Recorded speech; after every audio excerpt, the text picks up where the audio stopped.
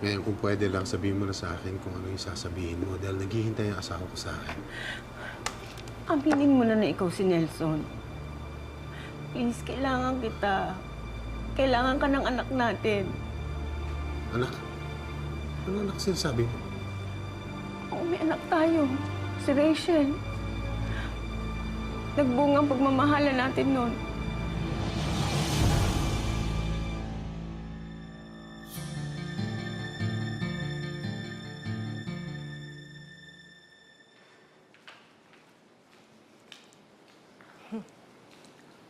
Rachel, gabi na. Anong ginagawa mo dito sa labas?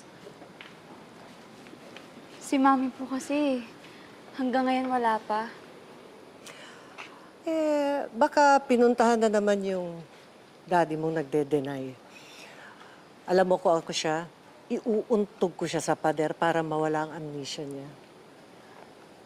Ibig sabihin po, naniniwala kayo na si Daddy si Alfred Benitez? Oo naman. Sino pa bang paniniwalaan ko kundi ang mami mo?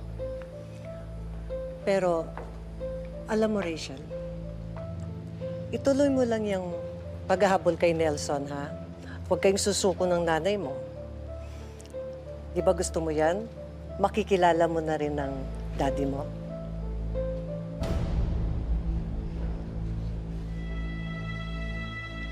May anak tayo? Oo, may anak tayo si Rachel. Please, maniwala ka sa sinasabi ko. Paano tayo magkakaanak? Hindi nga kita kilala. Pwede ba tigilan mo na ito? Alis na. Huwag kang umalis, please. Huwag mo akong iwan. Maniwala ka sa akin. Nagsasabi ako ng totoo. May Tigilan anak mo na ako, tayo. please, utang na loob.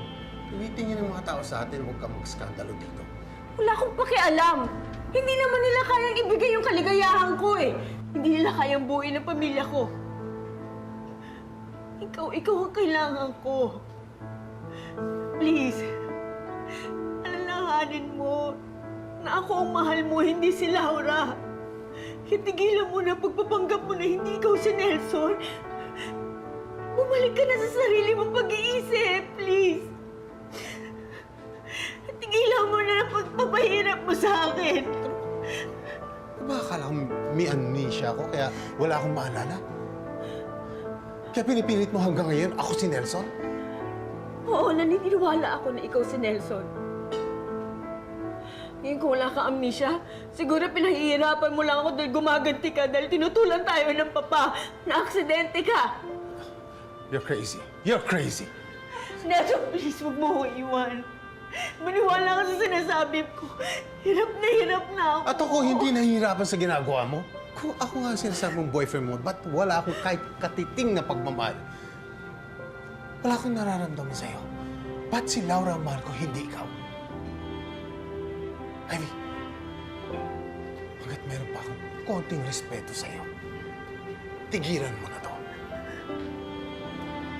Ito na muling pag-uusap natin. Goodbye. Nelson!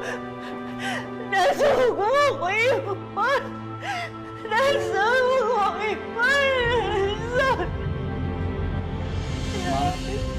Paano po yung orders niyo?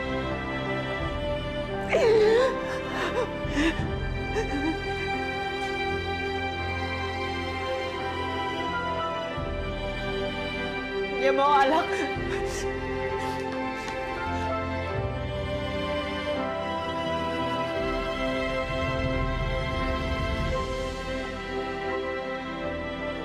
Ikaw si Nelson Alfred Benitez. Hindi ako titigil hanggat hindi mo inaamin sa akin ang totoo.